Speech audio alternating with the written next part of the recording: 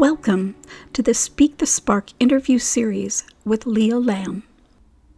Today's guest is Kalani. It is my joy, my privilege, my honor to tell you right now, make sure that you're holding onto your seats because Kalani is in the house. And we are so lucky to have him in the house.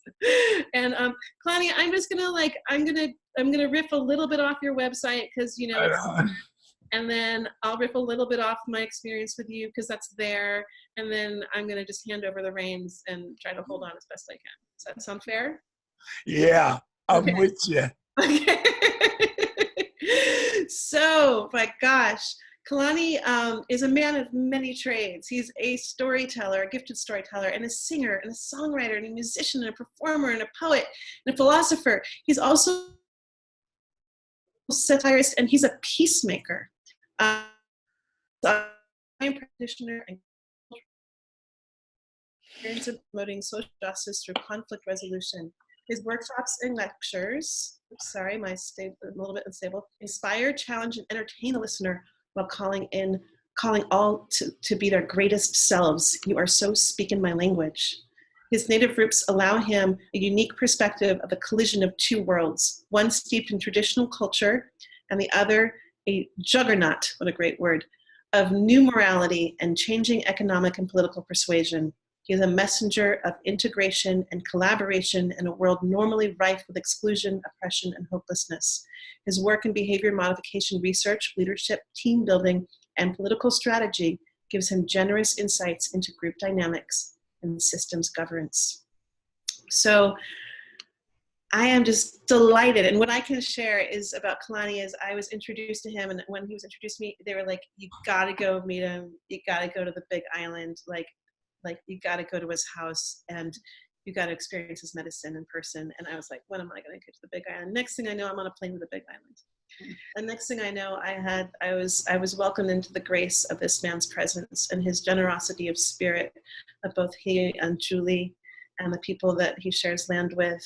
And I'll tell you, I walked in the door and an hour later, maybe an hour and a half later, Julie was like, Kalani, you should at least let her put down her backpack and sit down. This man knows how to talk story. And I was so engaged, I couldn't even move. I think it was an hour and a half.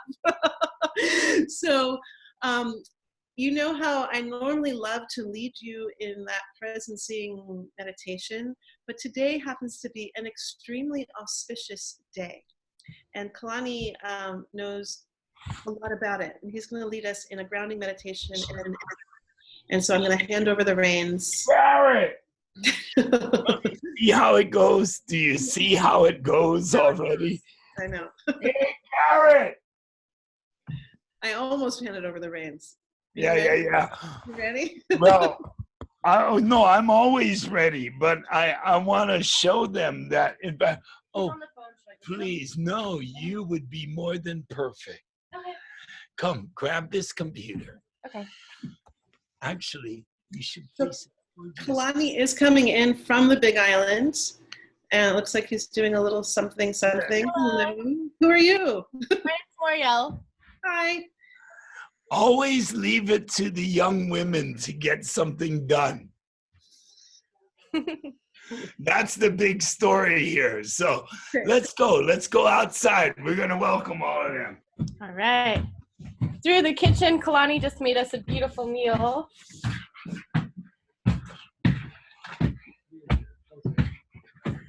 Hey, everybody. Hey. Okay, so sorry. But we were beginning the meditation of this thing, and I thought we could all do a pule together if I just brought them outside here and we just got to it. Yeah. All right.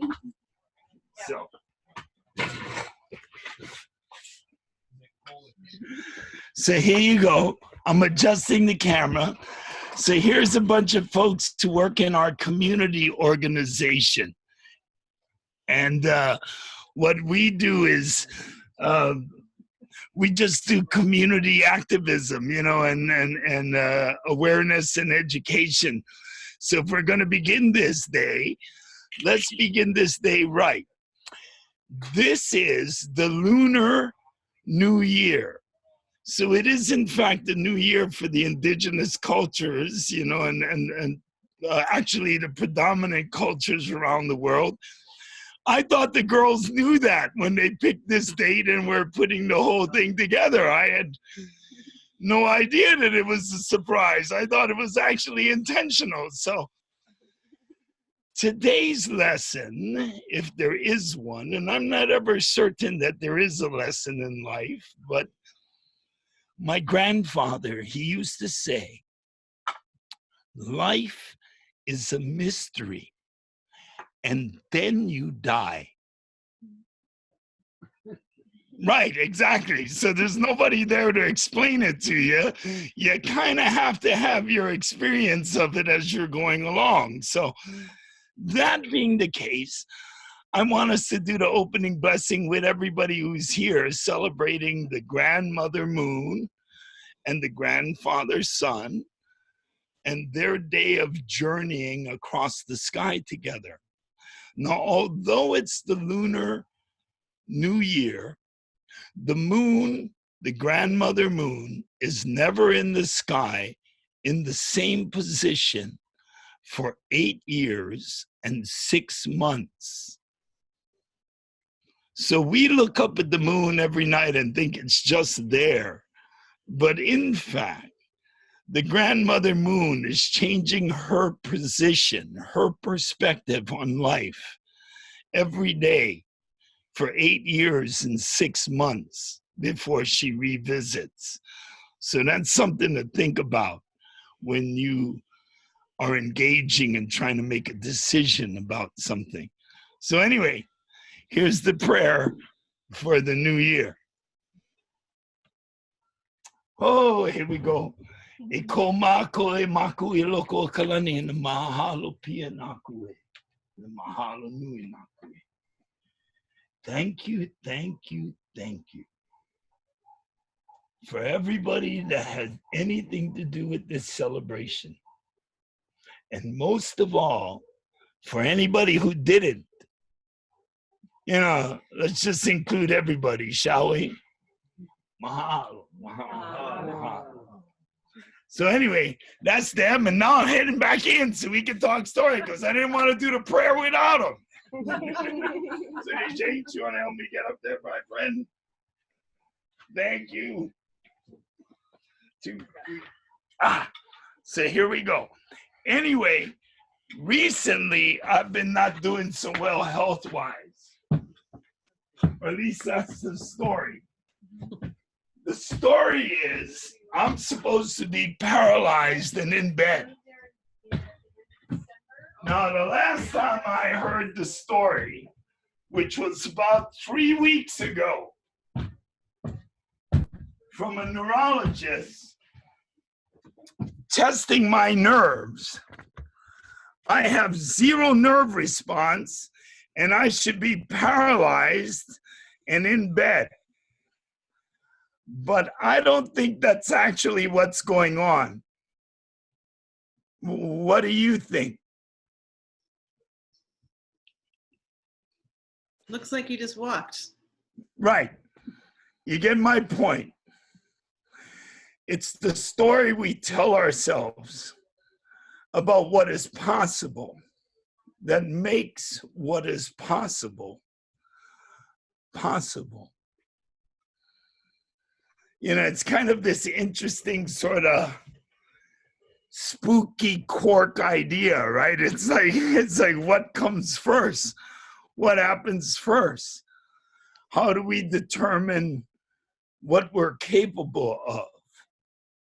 You know, if we haven't expressed forward what that capacity might be.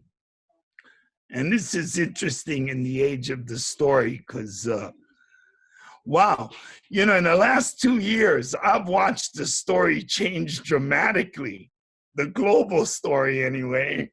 And, you know, I'm trying not to feel like a victim of the dominant narrative. Now, that feeling has probably been expressed by every woman ever. You know what I mean? Not wanting to be the victim of the dominant narrative. So I'm looking at my screen and I'm seeing about a 20% male attendance, from my screen. So I'm not actually telling you anything you don't already know. All of the story is an uphill battle. Why? From my perspective, human beings are collaborative. They tend to be compassionate. And maybe that tendency towards compassion can be best explained in this old story, if you'll indulge me. They say that the Sky Father had an affair with the woman that is the sea. So the woman that is the sea is the younger sister to the Earth Mother. She comes last in the equation. The grandfather sun, the grandmother moon, the Sky Father, the atmosphere, the water bubble we all live in, the Earth Mother, that houses us all, and then the woman that is the sea, all the water that ever was. They say the water is both the ingenue and the great grandmother. It is both the eldest matron and the youngest, most innocent of maidens. That's the way they talk about the water, the sacredness of it, what it holds in the cycle of life. Now, I don't know. I got told this story by my auntie Keala. So the way I heard it was like this. The woman that is the sea, Nawahine o ke kai, has an affair with Wakea, the Sky Father. And there, in the tidal pools, right along the shoreline, life began. The sacredness of life in the salt water that all women carry with them, the capacity within that salt water, within that ocean sea to create new life. That's how you greatly differ from the swinging dicks, if you'll excuse my expression.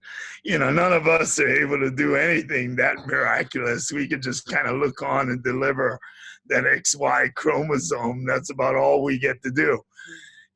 But Nawahine o ke kai, creating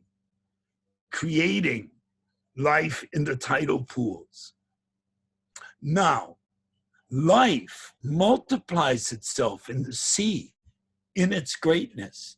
And soon the sea is so full of life that life slowly, cautiously moves up onto land. And it's in this moment that the Earth Mother, Papa Honua, can wreak her vengeance at the betrayal of the Sky Father, at the betrayal of the woman that is the sea, Nawahine o ke kai. But that's not what happens. What happens is the Earth Mother embraces life and generates life twofold.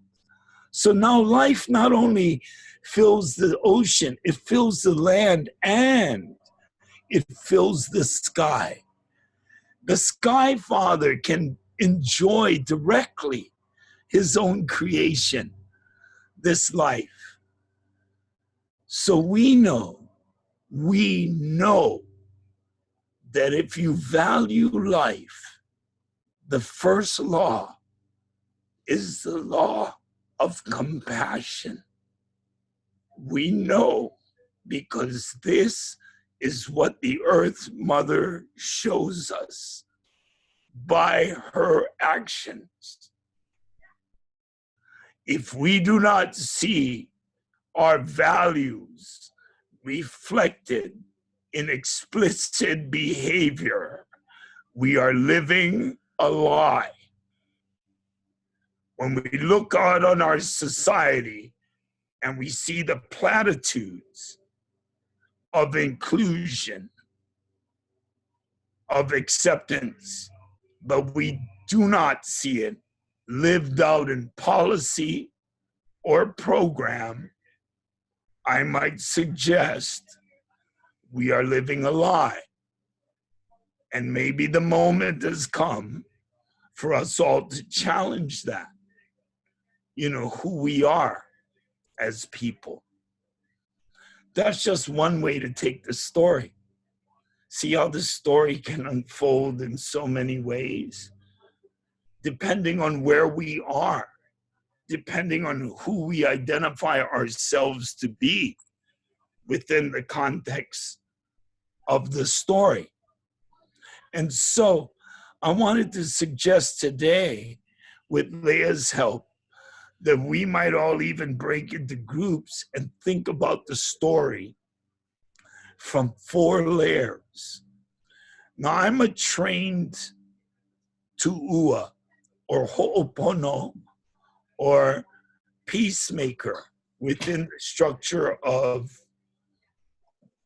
a more distant memory of who we are as human beings, right? And in that distant memory, we are taught to always inspect inward regarding our ability to achieve cohesion and collaboration in a real way. That being the case, I want to challenge us as people who have a life experience to be the stories that we try to convey, rather than tell the stories of community and group, but rather, how are we? I always find it more compelling when a community is creating a video or a market effort that drives forward what they're doing, rather than a crew of filmmakers coming in from the outside trying to describe what those people are doing in Louisiana or Kansas City or wherever it is that the community might be home. Now, we speak about globalization, the idea of thinking globally but acting locally. So how do we, as people engaged in communicating the story, become part of the story we're trying to tell? How do we own who we are? And my suspicion is, and I'm probably wrong, because I mostly am, my suspicion is that it's through the investigation of the world in the relational doctrine as opposed to the doctrine of discovery. Too many times, from academia, from research, from a deep desire to understand, we tend to subjectify, we tend to bring to a process our investigation without any inspection of the baggage that comes with that. So there are other tools and pieces of writing recently published by Cornell and Arizona State University and the National Phonology Network, which I will share with Leah and she can pass on. But for our purposes, I'm thinking it's much easier than that. All of us are given to the right sensitivity, or we wouldn't actually be here today. You know what I mean? Wanting to engage, wanting to, understand in some deeper fashion. That being the case, how about if we take a moment to all peek at it like this?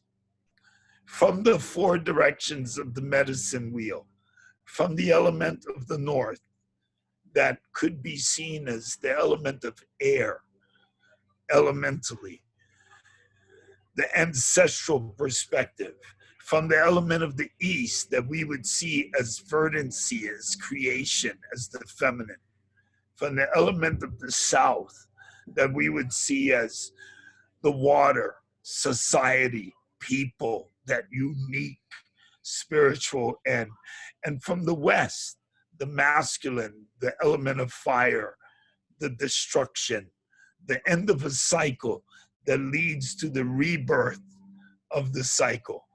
If we're looking at it in this holistic respect, then let's try to see it as, first, the question of what is our relationship to the cosmos, to that element of air, to that ancestral setup? What is our relationship to the environment, to the east, to the feminine, the verdant, the moon, the surround that supports us? What is our relationship to society that is dramatically different than the environment? Humans might be the one life form I know of that are not limited by natural law. Somehow humans can operate outside of the natural predictive elements subscribed to all the others in the animal world, who respond so nobly just by their desires, by their need to survive. Somehow, though, we are so creative, we will betray almost anyone. It's just amazing, and we will give up all for almost anyone.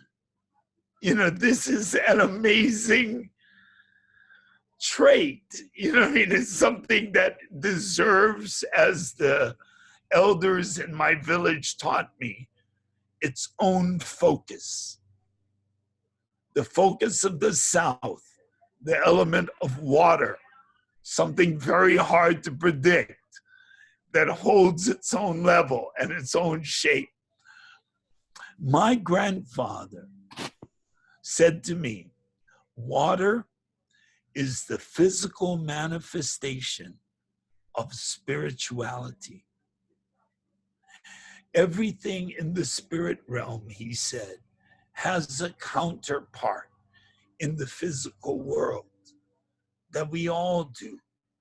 And we're only here for a while. But he said specifically, water was spirit itself manifested into the world, right? And I observe us living in a water bubble. We go up to 10,000 feet. We're choking like, fish out of water, and then we got to dive back down into the aquarium where it's a little bit richer and, we can breathe a little bit better. So, my actual experience of it is there's a lot of wisdom, inside that thought. But Kalani, I'm wondering if you could also, because you touched on something that has been a theme in our course, and that piece of how do we change that, this archetype of the victim, which is pretty well drilled into our mindset. Yeah. Super subversive in terms of how we're really trained to see ourselves that way. Yes. Yes. And so to change the story and to be able to spot that I'd love any wisdom that you have in terms of both the subversive spotting and then the how do you make the I was gonna say that, you know, especially around wisdom. Mhm. My dad, he told me something really interesting one time. He said, you know, smart people, they learn from their mistakes. He said, but wise people learn from other people's mistakes. You know, and I thought, wow, you know, that makes a lot of sense to me. So his whole thing was, you don't actually have to repeat the error in order to gain the wisdom. The thing is, how observant are you to the experience that others in relationship with you are having, right? That your attentiveness to the other's condition is actually less altruistic than you think. You know, that there's actually deep wisdom for you to learn there about how to be in your life. And it's foolish to not attend to what is happening with other people. To care about other people is to care about yourself.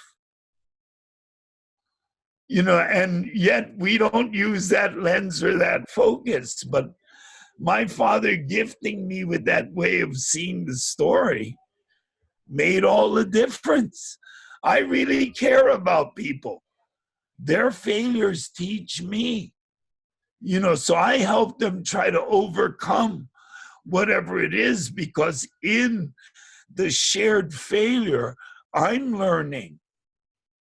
You know, I'm unafraid to commit myself to giving myself over to that experience.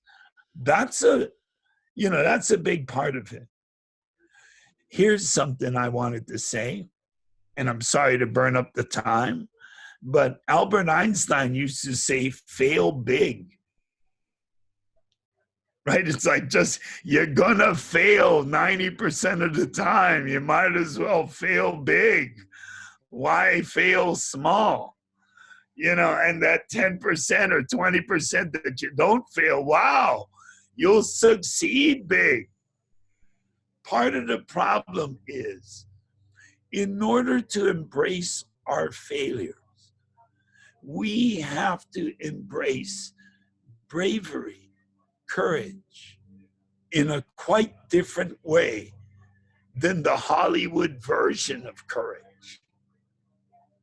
Right? The Hollywood version of courage is courage with the idea that in Act 3, everything is going to work out right, and the popcorn will taste good, and the end of the movie will roll, and the credits will be there. But in fact, life is not like that. Life is a mystery. And then we die. You know, so really, life is about all of us living into the moment, right? Being the story and unafraid of the outcome. This is especially difficult for girls in our society because of the framework, because of the imbalance in power. So I want to suggest, if we want to make actual social change, we actually empower and gift young women in society with the ability to set policy and change direction. Will there be a failure rate on the learning curve? Undoubtedly. But it's what we should do. You know what I mean? It's actually what matters. There's an old Polynesian saying, if you want to talk about something, get all the men together.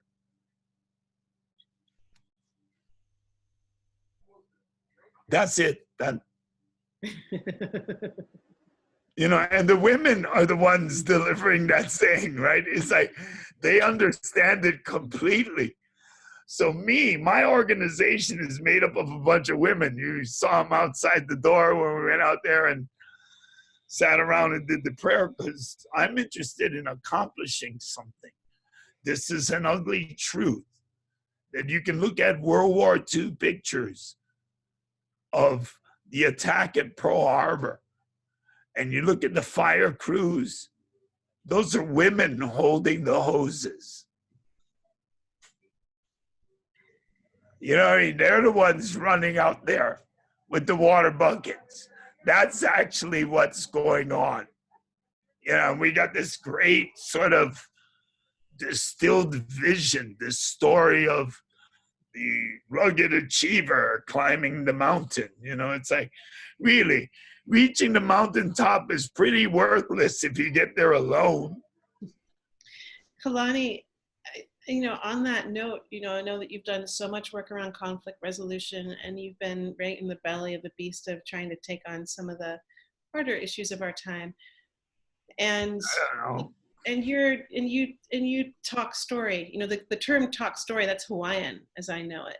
Yeah. It's very different than how many of us who were raised down lower 48, like, we don't really know this form of talking story, and I'm just curious if you could bring us back even more to be like, how does someone, we're a motley crew from around the world who's really gathering to be like, oh, how do we use story to meet these times, to address what's happening both in our own lives and in the greater world?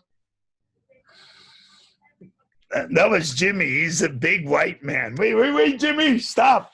See what a big white man Jimmy is? But that's just to let you know, transparency is a big part of talking story. I'm the little crippled brown guy. You know what I mean? But we all get to reflect on where it is we are standing. This is an interesting idea, and today is the day of that reflection on the Lunar New Year, the grandmother moon. My grandfather said to me, the moon is always half in shadow. It only appears to have faces because of your position. If you change your perspective, boy, you would see that the moon is always half in shadow. And I thought, wow, first of all, that's a little heavy to lay on a 9-year-old, back when I was that age. And secondly, I thought, how interesting. Is he saying to me that all events, all things are equally as evil as they are good? Is this a morality play? Or is he saying that I might think that I'm aware of something, but there might be facts that I'm unaware of? Is this what he's trying to teach me? But my real realization came at the point of actualizing that the value was that I was thinking about it. Right? The value was the fact that he was teaching me through the parable of a story meant I didn't get to just like go, bada bing, here's a fact, I put it into column B, I align it on my matrix, I pull it out when I need it. I literally went away going, wow, the moon is always half in shadow. What the hell does that mean? It's like I had to wrestle with it for a few years to understand the complexity, the depth of what he was sharing. My actual deep takeaway was he was unafraid to share it in that deep and meaningful way that left me searching, that left it unanswered, that made me reach to make sense of this thing. And that made all the difference. I sat at some of the best preparatory academies that money can buy, courtesy of the taxpayer dollars sending me to get educated. And I sat there and thought, this is rote. They're having us memorize something rather than the experience I had with my grandfather. Is this okay for me to share this with you guys like this? We're on your ride. Okay, I mean, one time I asked him, we were sitting in church. I'm at a Catholic church in St. Gabriel's. Not that there's anything wrong with that. So anyway, I'm sitting there and I'm asking my grandfather, is this the nature of God? Is this what we know about religion? Is this really someone suffering on a piece of, that's it? And my grandfather says, wait a minute. I'll take you to where God lives. And we're like in the third pew, so I'm thinking, this can't be that far. Right? So church is over, and me and my grandfather, we go down out of the churchyard, which was surprising to me, and because I thought God was in the neighborhood, being 9 years old at the time.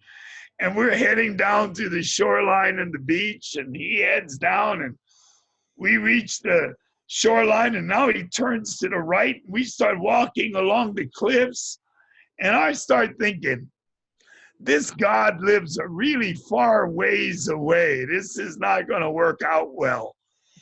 And we're walking along, and it's an hour is going by, and I'm getting tired. I got little 9-year-old legs, and my grandfather finally rounds a corner, and he sits down on a big old flat papa on this old rock. And I sit down with him, and he points at the shoreline, and there's a little rock beach, and the water is washing up on the beach and washing back like a wave. It's just washing up and it's washing back. And he says, there, boy, that's where God lives. And I was like, what? And he says, right where the water is reaching the land and the air is touching the water and the land, right on that tiny little line, that's where God lives. And I'm looking at this water going, and back, and and back. And I'm thinking, there isn't any second when it's still. It's never. And he said, yes, it's always changing. It's never the same. He said, that's what makes it the same. It's always changing. He says it's pretty monotonous. It's the same thing again and again. It keeps changing. That's where God lives. And I sat there like just watching for, I don't know, must have been a couple hours. Just feeling the sense of the movement, the sameness, the movement, the sameness, and it's like this. I can't explain it other than that. This way of knowing that reached beyond any Sunday school or any sitting in Protestant, religious studies class, trying to figure out what do we do as society as we create these thought bubbles that we call religio. That moment with my grandfather on the beach, that moment has never left my life. That is talking story. You know what I mean? Hawaiian style. He took me right where the story was and said, sit here. experience the shore, the water, the air, the land, the movement. No molecules arranged in the same way in any given nanosecond. You know what I mean? So we want to talk about preserving a memory of ourselves. My grandfather would say, if you do your job correctly, no one will remember you were here. They will think they did it for themselves. And that is actually, in my view, a really decent posture to assume in life.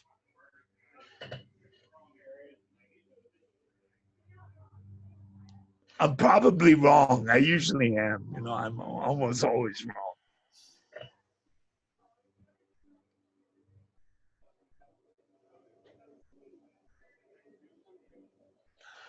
But the power of story, as you were saying, how we learn from story as opposed to the facts. Not that my mind isn't full of useless facts, and I have to leave you with this caveat. I'm really kind of a closet scientist. I like the rational mind. I like being able to go out and see something that actually works, and I can extract from it, from its actions. And that's why I say that that perspective has a view in the moral compass. My father used to say to me, if I had an opinion, I owed him 359 degrees. You know, so that always tells me that we should look at things circuitously from many lenses and see what else we might glean, not just what we think we know, but what else might be there. Of course, I recognize that I say that as a perceiver and not a judger. So I'm always willing to acquiesce to the idea that there's another set of facts that I may not have available to me.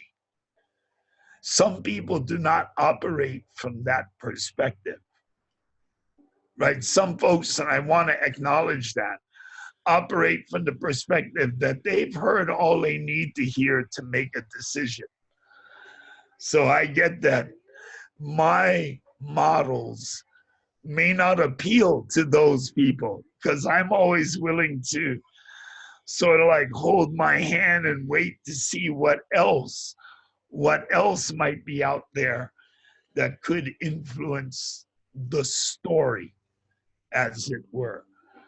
You know what I mean? The way we see something, the way we hold on to something. And I wanted to get back to that three-directional look. That fourth direction of separation of the West, of the element of fire, is probably the most critical. It's the relationship to the self. What does all we investigate mean to us? Many of us are drawn or driven, compelled by something that impacts us at a core level, is something we feel a need to respond to. But few of us as storytellers take the time to investigate what it means to us. We tend to investigate it from the lens of what does it mean to us all, to the everyone, to the large surround. Certainly, what does it mean to the people at the center of the story? But we rarely think about what it means to us personally. But in fact, all of this is a transpersonal journey. So the stories that call to you, they're speaking to something deep inside of you, intrinsic in you. And I'm suggesting it's worth a moment to investigate what that might be, right? Why that story, that need calls to you. You know, why is it that moves you? Why are you moved by that particular lens? You know, these are pathways, gateways to our own healing. We shouldn't waste them. The heart yearns towards understanding, but to get to understanding, you need the eyes, you need the ears, you certainly need the voice. You know, you certainly need more than just the heart. So there's an old saying, Nana Kamaka, look with your eyes. Many of us look with our hearts. We only see what we want to see rather than what is really there. And ho'olohe ka pepeau. The old people say, listen with your ears, don't listen with your heart. When you listen with your heart, you only hear what you want to hear and you discount the rest. But you should attend deeply.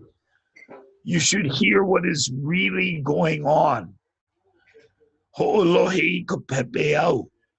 Listen with your ears. Then we say the third way of learning is pa'a kawaha. Pa'a, stop. Kawaha, your mouth. So it doesn't mean not to question. It means first, listen.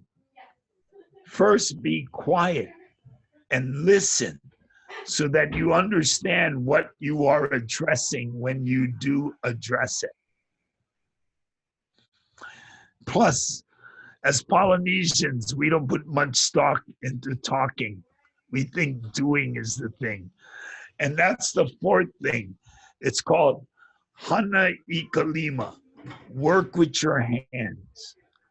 So when you do engage in a real way, jump in and get it done. And I guess that's a way of rounding back to the first lesson, which is we should be the story, not tell the story, be the story. Find out what is the value of this thing you are both trying to learn and to teach. And if it does, in fact, have value to your life, then live it. You know what I mean? Live it. Be the story. Be that thing that pulls your strings, moves you.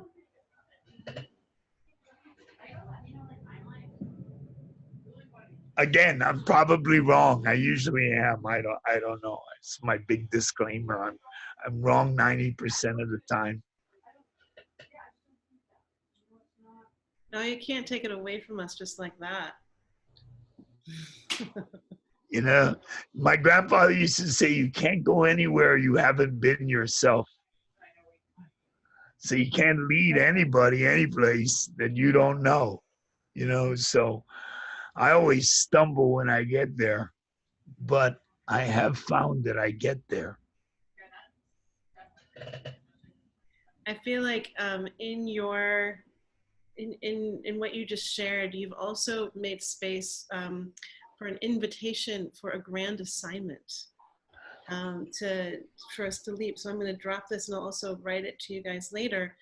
But to really look at the parts of your life that are out of balance or asking for some extra tending, or dare I say, asking for some healing. And see if you can invite in a story that might come in service to you.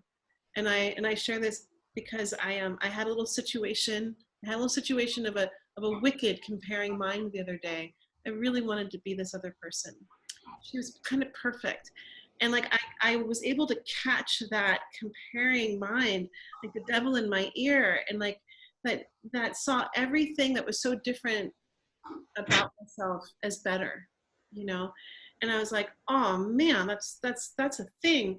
And then before I knew it, a story had just like dropped in, and like dropped in full form, which I actually shared in audio, The Dragon and the Rose. And I was really touched by people. Actually, a lot of people messaged me afterwards about hearing that story. And it was one of those moments where it's like, gosh, all you have to do sometimes is be willing to open up and ask. And if I've learned anything about this story, is to say, you know, and we're talking about medicine stories, which is a word I'm walking around this term medicine stories, knowing that in my lifetime, I'm just beginning to learn and just beginning to court what this means to hold. But I understand that if there's an authentic invitation, that more often there is an authentic presence that will arrive and reveal and play with you in that realm. Yeah. As, asking, oops. no, I was going to say, as an exercise, because you want to figure out how to do that operationally. Uh-huh. I was hoping that you got that through the story I was leaving with you. You stepped through it in those 4 layers.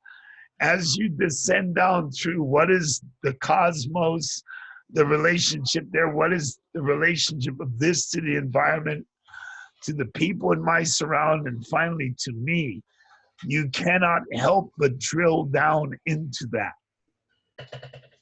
Yeah. Thank you. Thank you. Thank you. Keith has a question. I'm only laughing, Keith, because you're about to get some good medicine. I'm just going to take you off mute, and why don't you just ask a question with your voice? Okay. Hey, Kalani. Hey. Thanks for sharing with us. I really appreciate what you were saying about inquiring what is the stories that we're drawn to and what is the meaning for ourselves. And I'm wondering if there's maybe a story in your life that you felt really drawn to, and when you did this sort of personal inquiry, what did you discover was the sort of transpersonal learning that was like the gem inside of that for you? Yeah, absolutely. And can I tell it in the form of a story? That would be awesome. Right. So anyway, you know how it is. You go through life and you meet the people you think you're in love with. Shake your heads if you know what I'm talking about. Right. So it's the people you think you're in love with.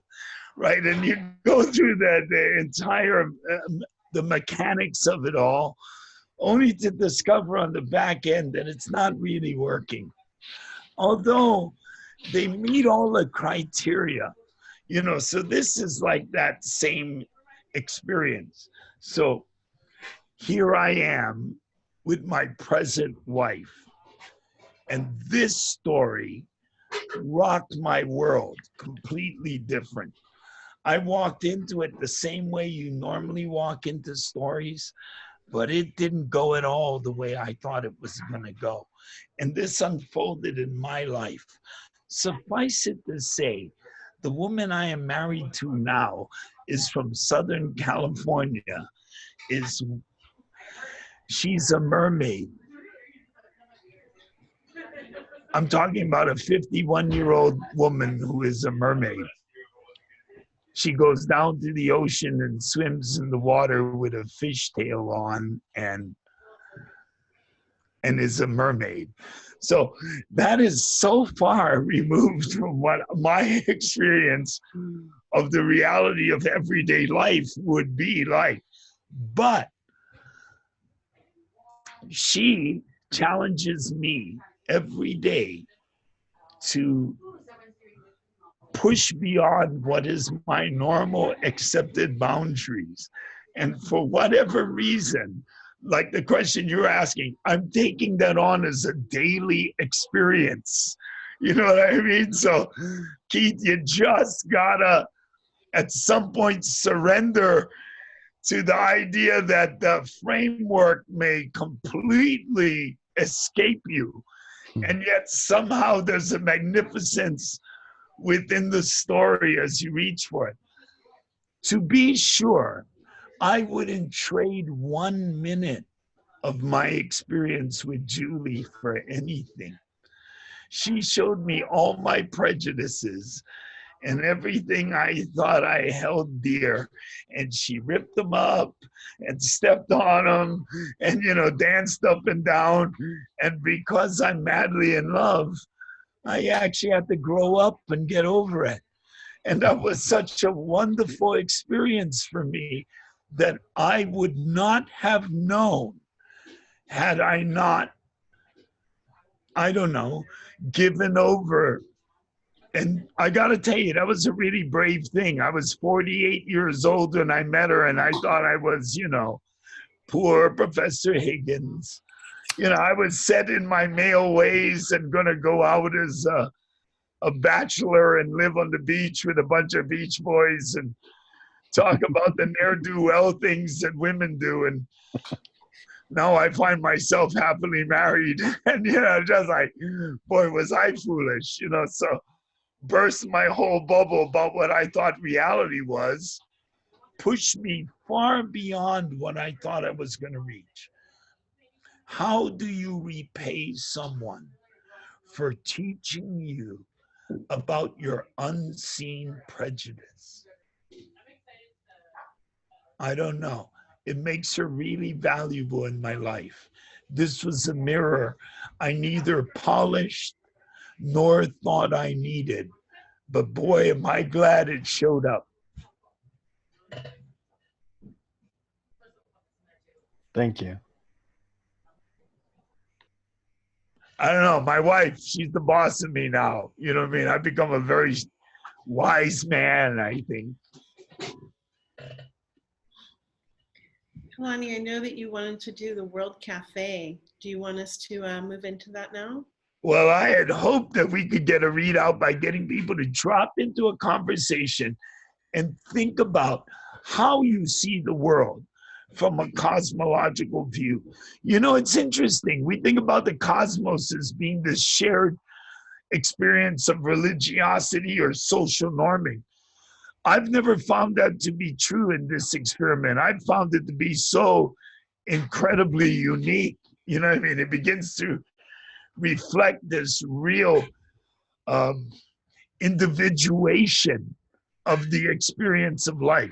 So, I mean, if we can jump in and think about what that storytelling looks like from our view of the cosmos, from our view of the environment, from what we think the surround is, from our view of people, of society, and how that impacts how we shape even our own story. And then what does that all mean to ourselves? And the way we used to do this experiment, I don't know how much time we had because I'm blathering on and on. I'm so sorry about that. We've got an hour. But, about 45 minutes is what okay, so this idea of dropping into it, into groups of like 4, and being able to give everybody a minute to talk about what they think about those layers. Then take some time to decompress what's a shared vision about those layers. And then let's try to push on with how that impacts our storytelling. Because it does, right? We don't think so. We come trying to be true to the story, but the fact is, our individuated lenses matter a lot. I have the 3 questions that you gave us as what is our relationship to the cosmos? What is our relationship to the earth? And what is our relationship to society? Yes. The 4th one is the obvious one. What is the relationship to yourself? That's probably the hardest one. That one I left off because, in fact, that's the deeply personal question that the storyteller is asking themselves always. You want to, do you feel inclined to model for us how you would answer these? Yeah, absolutely.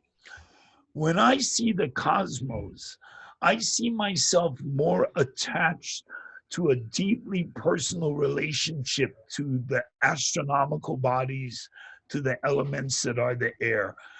I might be an ordained Protestant minister, but I see myself less trapped by that vision of the world than I see myself responding to the moon or to a sunrise or to a field of wheat blowing in the wind. You know, I mean, there are real things that move me at a very soul level. So I'm responding to that cosmologically. From an environmental standpoint, I think of the world as being interrelated. I don't think of myself in a dominance model to nature and to what's around me. I actually think of nature as sort of the architect rather than I'm going to come and impose my will in a two-dimensional garden. I live inside agroforests.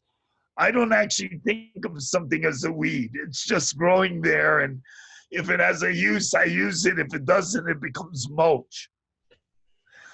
You know, when I think of people and society, I understand that they have an impact to me, but I live very rurally.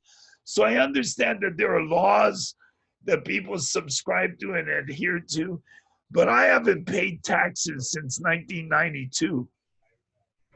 And what I mean by that is not that I haven't paid, I've contributed. I just don't file taxes.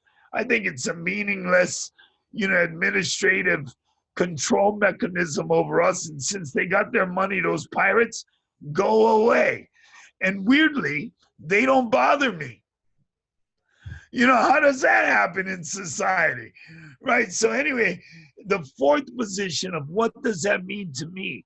Well, presently, I'm a native Hawaiian citizen who's not a US citizen, who works for the Department of Homeland Security in FEMA, getting paid by the federal government while I'm not filing taxes and living out in a country that's being illegally occupied by the US, watching a president that I think has lost his damn mind. Okay, that's my story. What's you guys' story?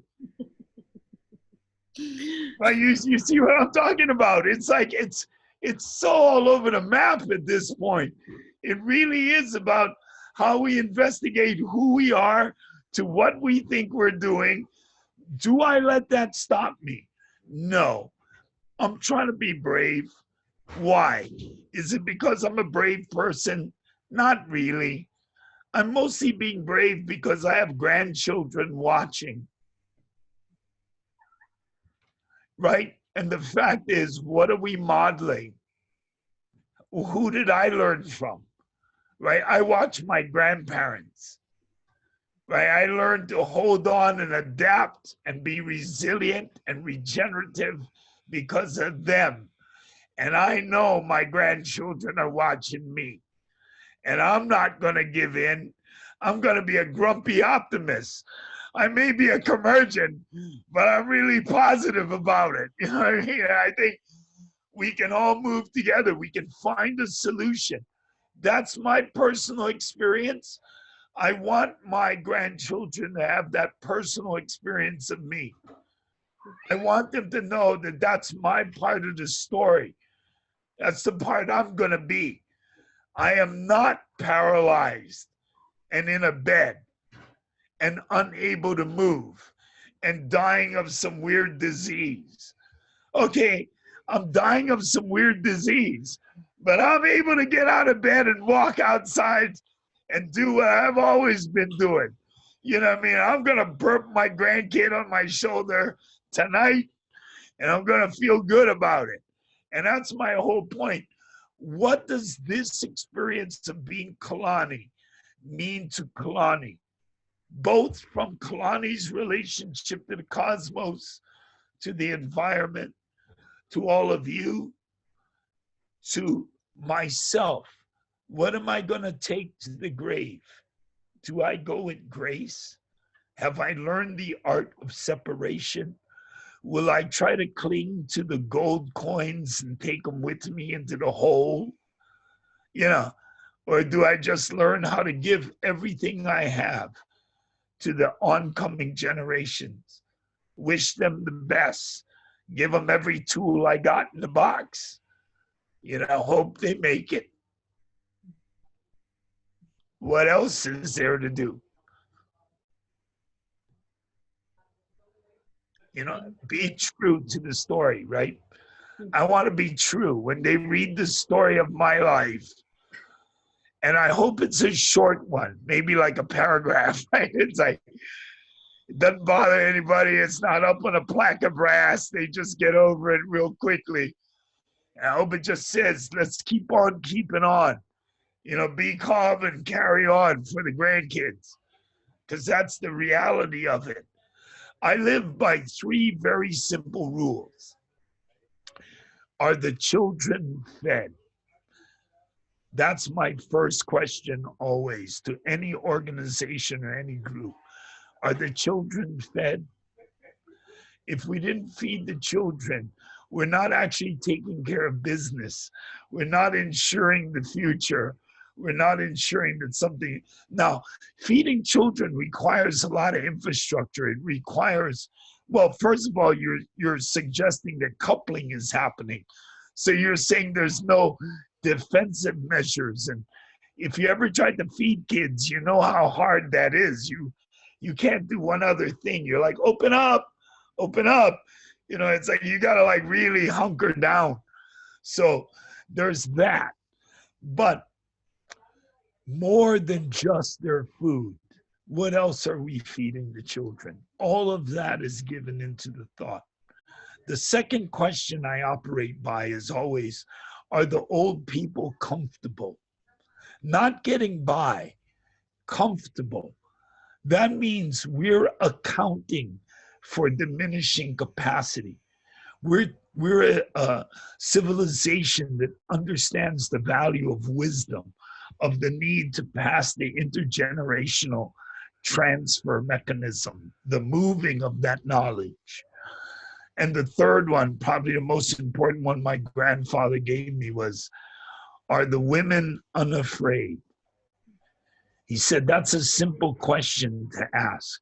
You look at your village, are the women unafraid?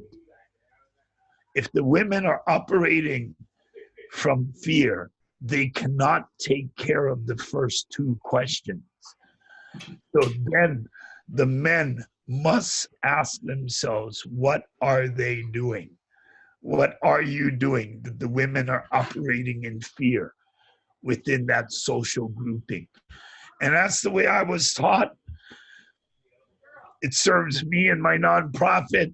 Wanted to share that with you. Those 3 questions always keep me focused around governance. You know, it never gets too complicated for me. I'm always, are the children fed? You know, it's like, are the old people comfortable? Are the women unafraid?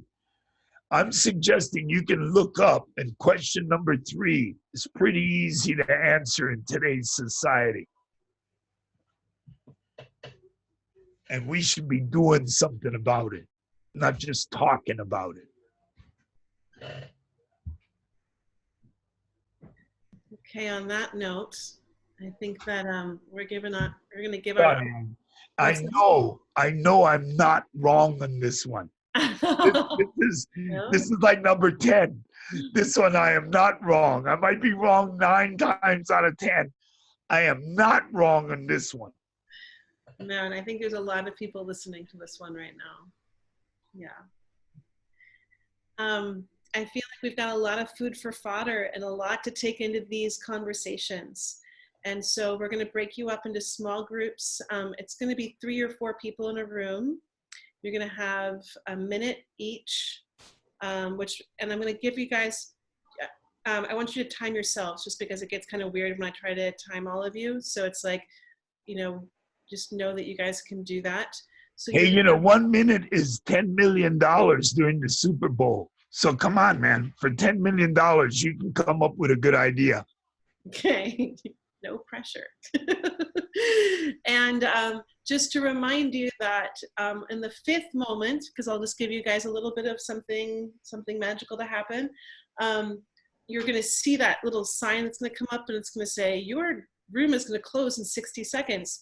Don't click the button. You still have those precious 60 seconds, which we now know is worth $10 million on Super Bowl Sunday, to like utilize for your group. So we'll bring you back in 5 minutes. and enjoy your time. Did you say that you wanted to do a report back? Like, how would you like to? Yeah, well, it's kind of a free for all now, you know what I mean? But even that would be really great to hear out. And we were doing this comparative of how we're all framing the story in our little group anyway. How, yeah, it's a challenge to try and slice it like that to see where I am in it, you know? I want to hear back from other people what it's like to, you know, to really inspect where you are and what you're talking about. So let's take some time for people to share in terms of like, yeah, pop in terms of what did you discover in that brief time? I know it was very, very brief, but if there was something that was revealed or discovered or wants to be discovered. And then we'll also have some time for some questions directly to Kalani. All right, who feels called forth?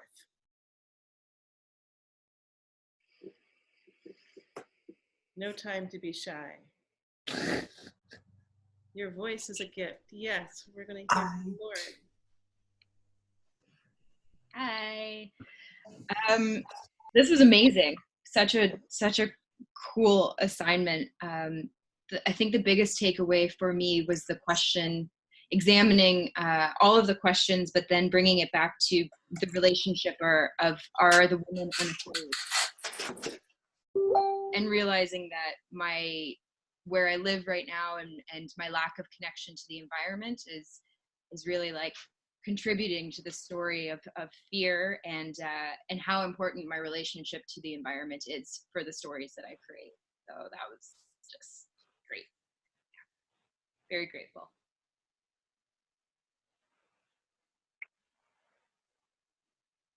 Hello. Yes, we have someone, it sounds like, coming in from a telephone. Thank you. Hi, Leah. It's Santa Maria. Hi. Hi. For me, it was a pleasure and pretty profound because my personal battle with drugs and with the relapse and with the domestic situations I've been involved in most of my life when it comes to partnerships, but really seeing it at this point now at 50 years of age. The last 2-3 years, I got pretty numb and just shut down. And to actually, because I used to know these questions, I lived it and breathed it. My relationship to all these 4 parts, but to actually articulate it and have the group witness it and to say it aloud and profess it, and to hear myself speak once again as a spiritual human being having this human experience. Felt good, and I'm ready to embrace who I once was when it came to my spiritual practice, but also to become the person I was sent here to be. Thank you. I don't know if you're watching on video, I know that you're calling in, but the hands are coming together and it's a room full of people showing you some sunshine with their hands. Thank you. I want to take a picture of that. It's a beautiful thing to see. Okay, anyone else? Me? Yes. Hi, Yes. this is Monica. I was thinking about the cosmos earlier in terms of watching a ladybug in some jade and thinking that that's the cosmos, and it's like looking at the clouds. It's like the cosmos feels like it's in everything to me. But I think also in terms of relationship to the earth, in terms of what's happening, it almost feels like there's a sense of the cosmos is dissolving in different ways through global warming, and it's like there's a sense that, it's like, how would you describe it? It's a sense of recognition of what we have and what we love and what brings us to ourselves through the things that we see, through the things that we experience. So in terms of my own self, I feel, it's like being more present, taking time to be with the cosmos, breathing the air, being part of the ocean, being part of everything, feels like it's so important to connect to.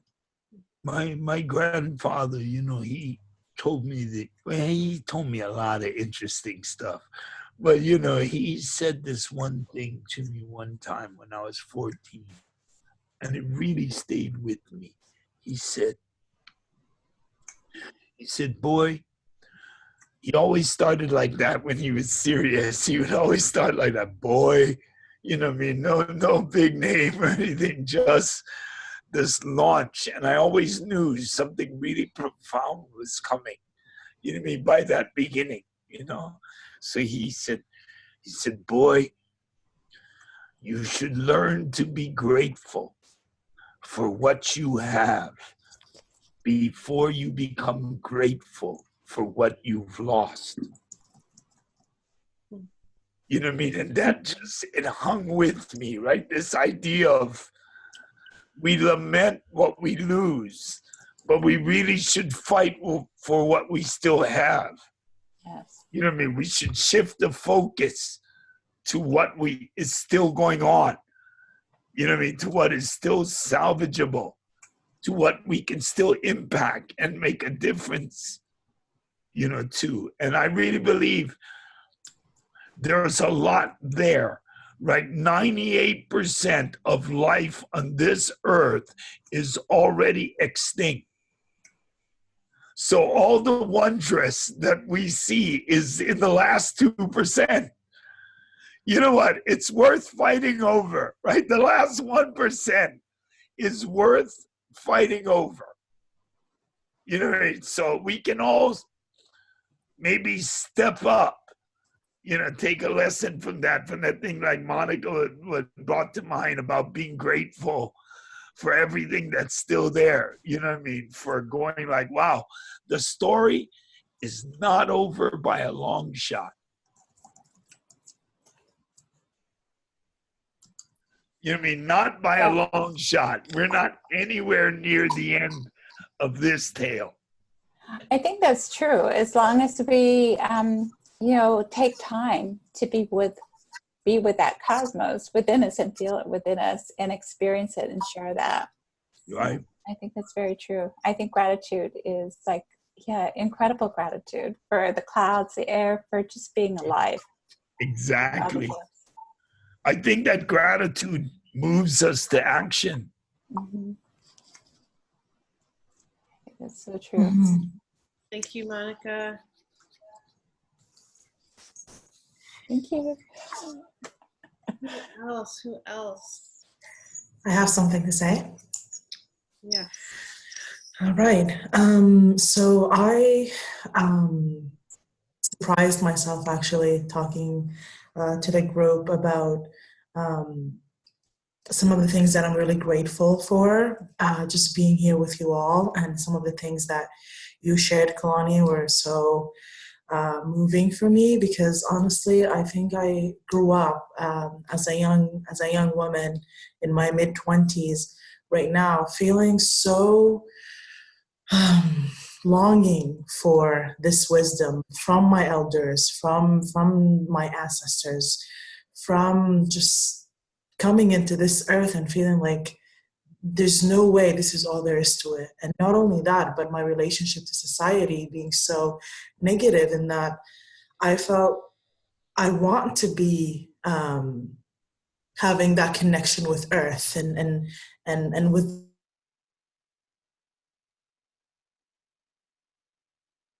Oh no.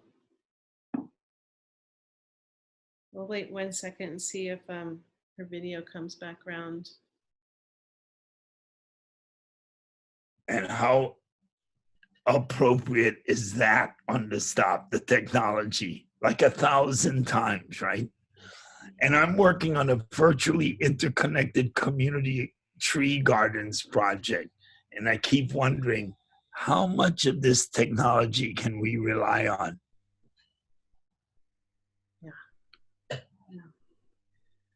Well, we'll keep an eye out on I think it's Alrida. She's new, so I'm not quite sure how to pronounce her name. But in the meantime, is there anyone else that would like to pop in?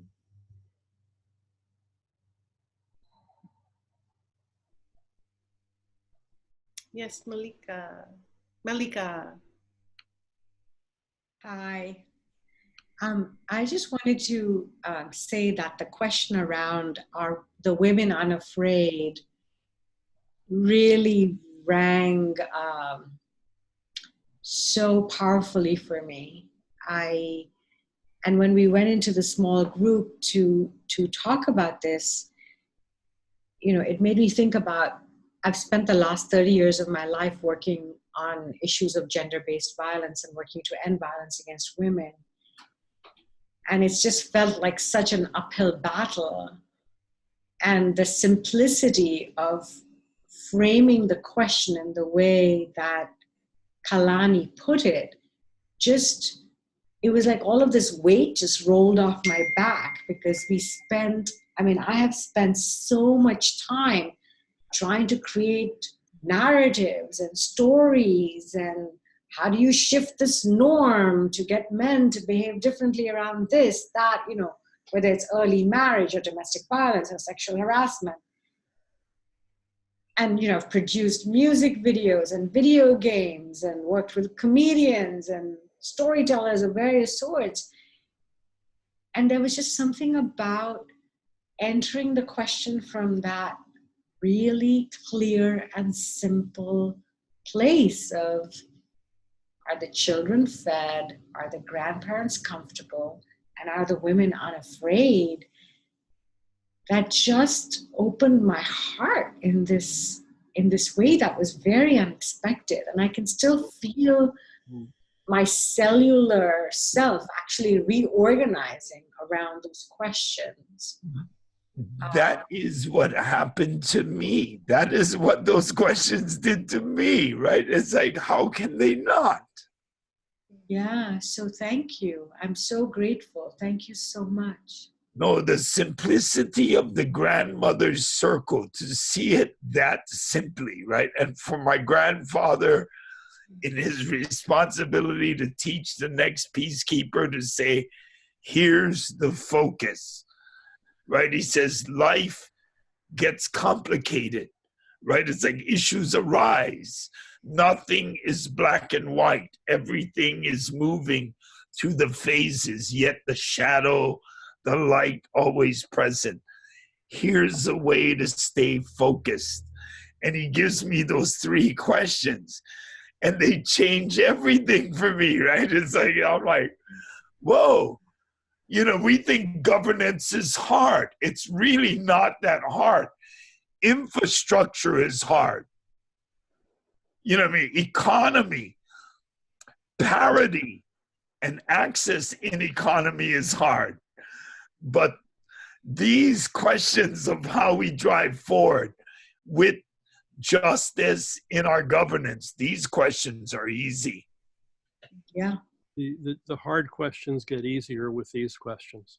Yes, sir. Yes, sir. Absolutely. Thank you. I was very, very moved by these 3 questions, and by not just their simplicity, but their power. And they're resonating, and I'm going to carry them and share them. Thank you, brother. Yeah.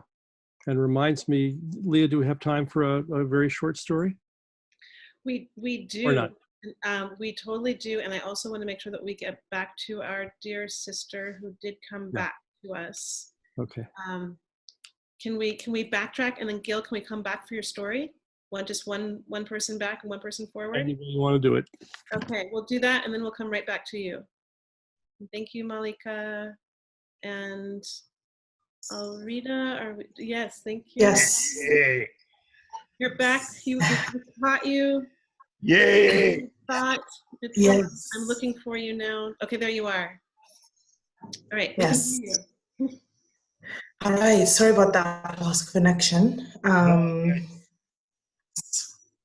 Yes. So grateful to be back. So yeah, as I was saying, it was just it's that longing that drove me to look for something else. There must be a different story than the one that I've been told. And I remember this African proverb that states, if we don't initiate the young, they will burn down the village. And I feel that's how I was, kind of just burning and angry, and yeah, just something was inside that wasn't really met. So I'm just so grateful having you guys for initiating me actually into this journey, and it's so refreshing feeling there's something different. I'm hearing different things and it's resonating with something inside. So I cannot possibly convey my gratitude of how connected I feel to you all. Mm. Mm-hmm. Zach, good to hear your voice. Thank you. Thanks. Okay, we're going to make our way back to Gil. Gil, who had a story that you were going to tell us last time. Is this carried into this? No, this is a different story. This is a story evoked by Kalani and the three questions and the simplicity and power of them. And Oh, no. No? Yeah, you froze for a second. Oh. Okay, a different oh no.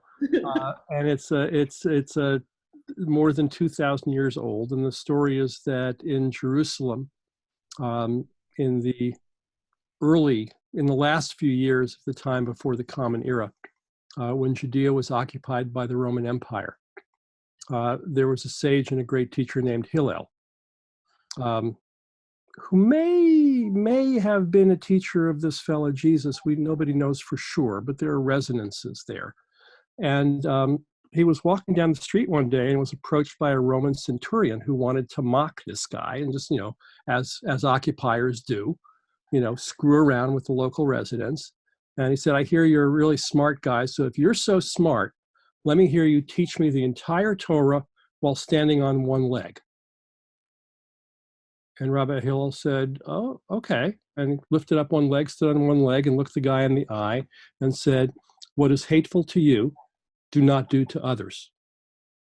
That is the entire teaching. All the rest is commentary. Go and study. That's exactly it. So it came to me, Kalani, because it's the same story. Yeah, that's exactly it, And then all of the complicated stuff of infrastructure and policy and economics and so forth, if we can remember these simple seeds, which get lost in those conversations. If we can remember the amazing thing is it's a lot easier.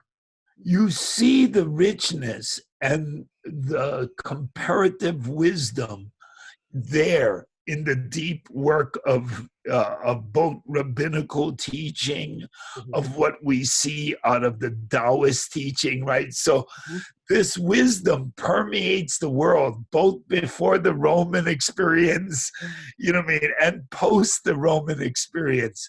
Yeah, you find it in every tradition. Right, and somehow, in Western academia, we're still running around trying to research where that richness might be, right? I find this amazing, right? It's like as if that 5,000 years of human experience means nothing, to the rest of academia. The great stories tend to be bound up in the religiosity of the historical record keeping. And I mean it just like that, historical record keeping. It seems it all got funneled through the church at some point, and we all had to make the cut or we didn't make it into the modern library. Interesting case in point, the Polynesians had a written language. Right, but we're all regarded as an oral culture. There was no written language because it's much easier for those at Oxford, Cambridge to categorize us as a oral culture. There was no written culture. We moved out there and seized those lands. Let's not talk about pre-existing civilizations. That might be a bother. Yeah, inconvenient. Right, so those are all stories too, the stories of the papal bulls, of land court decisions. What I'm suggesting is presently in the world, we might see an opportunity to rewrite majorly the story around the intergender war, the story around how economics is driven by a few, the story of the culture of commerce versus the culture of gifting. But what I truly am suggesting is that no one has written the treatment yet. The story's wide open. Anything is possible. Right? Let's not get hampered by what we think is there in terms of framework.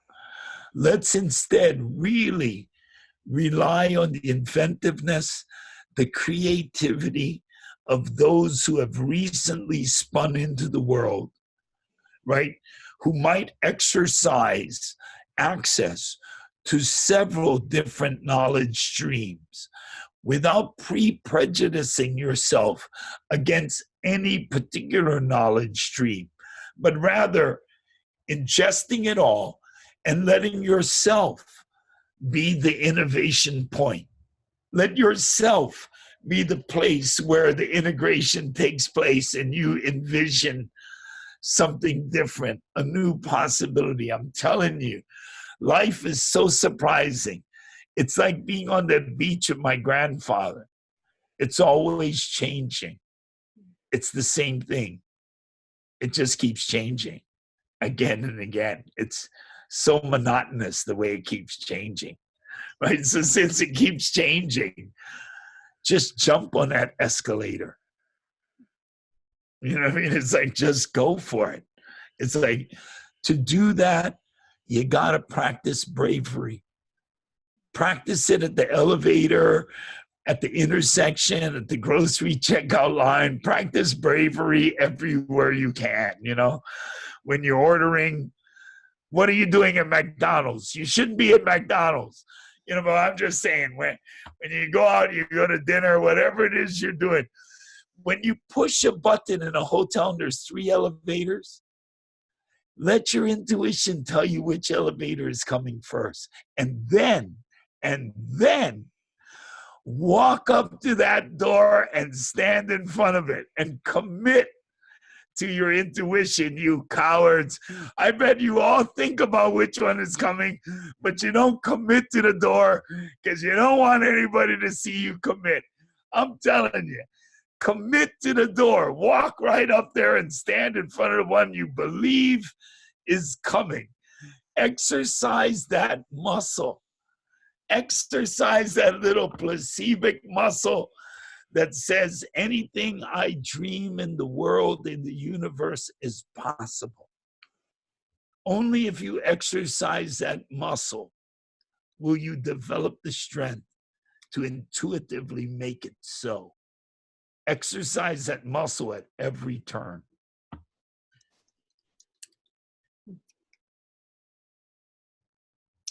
Thank you.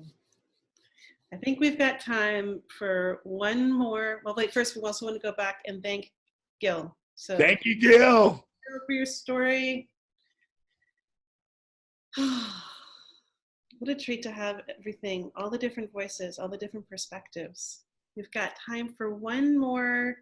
I have some story to share. Yes, bring it. Well, I just saw Malika's little comment in the chat about the question of speaking to our relationship to the earth. And I was really feeling into that question today, first with your suggestion to think of an insect or creepy crawly in our environment and think of a story from that perspective. And but another story is coming to me now, which is something that happened a few months ago here, where I just recently moved to the Big Island. So, hi, Kalani. Hey, where are you? Yeah, I'm in Kealakekua. Wow, I'm over in Pohilo. You should come over. Yeah, we'll have to connect. And I'm renting a place on a 5-acre farm here. And I've always had, this connection to the earth. But anyway, it's getting deeper. And here's a little story to share that there was a little papaya tree growing in my front yard. And I was really wanting to nurture it to see if I would have any papayas. And actually, I just saw like the first flowers coming on it then meanwhile, we have these rats in the attic. So the landlord says, okay, what we have to do is clear all the plants that are too close to the house. And so the interns come over and they're helping us chop down mostly bananas that are, just like our privacy hedge around the house. So we're cutting down the bananas. And then the next day, I come out to the yard and I look, and I didn't notice it right away, but I noticed that a big banana plant that hadn't been cut the day before, or I didn't think it had, fell down on top of the papaya that I was really hoping was going to grow.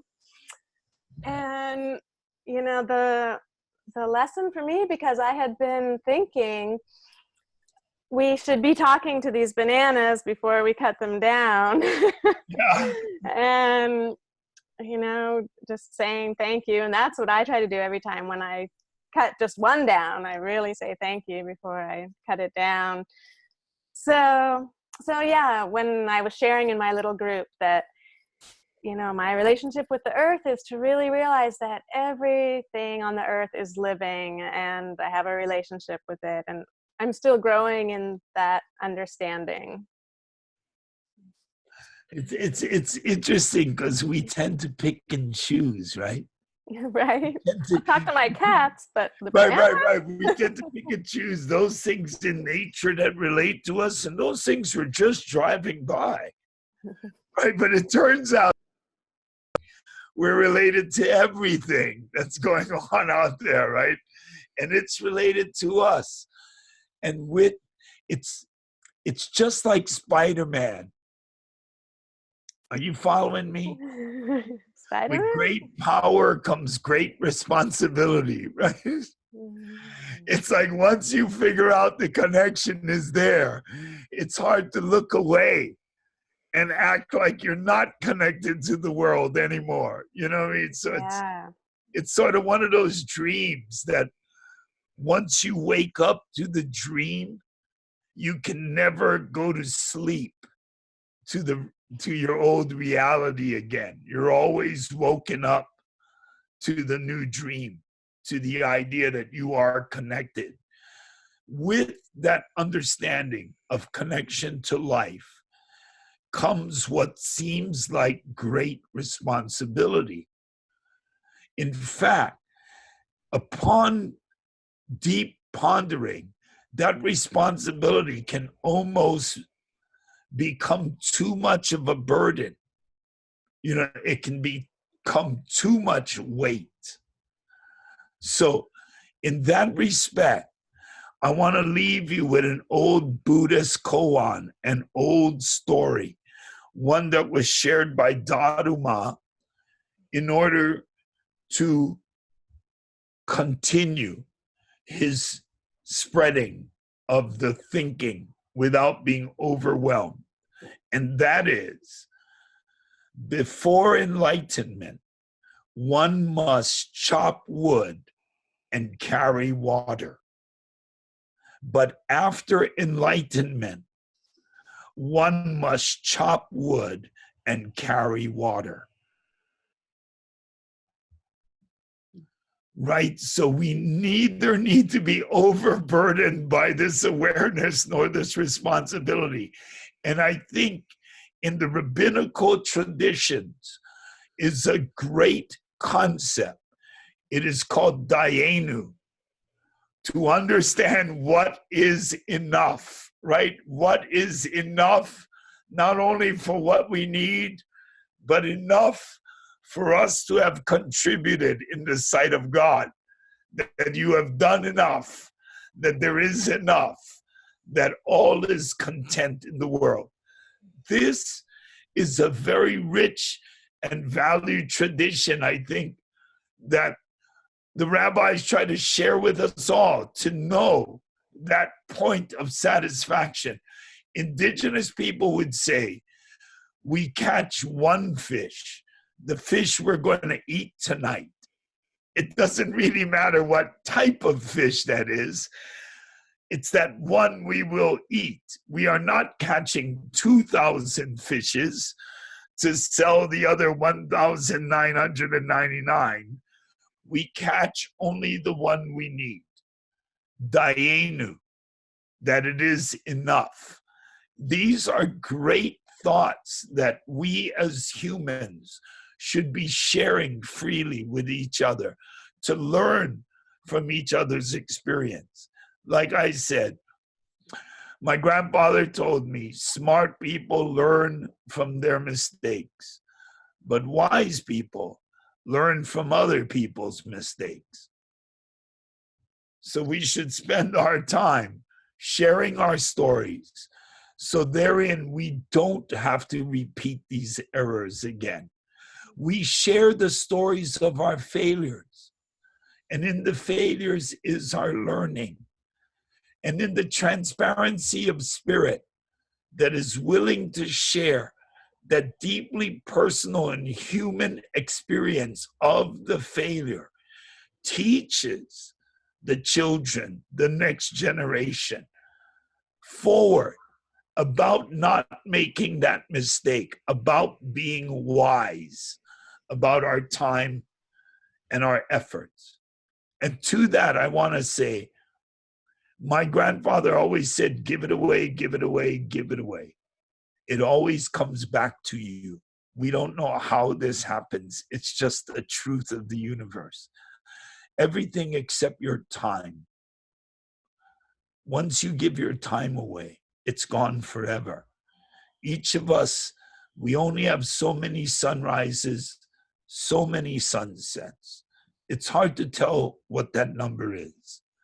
But I want you to know that I appreciate the time that we've all spent just here and now. Because I learned, you know what I mean, from sharing with you. It's like I self-inspect what it is I think I'm experiencing. It's never too late to learn something. I want to learn all the way to that last breath. You know what I mean? I want to feel it all the way to the end. So thank you, thank you, thank you for making this a real experience. You know, it's something I deeply feel.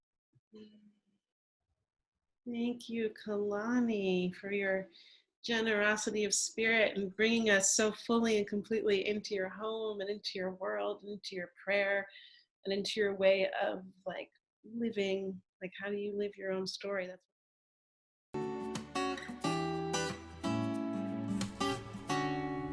Thank you for joining us. For more information, visit leahlamb.com.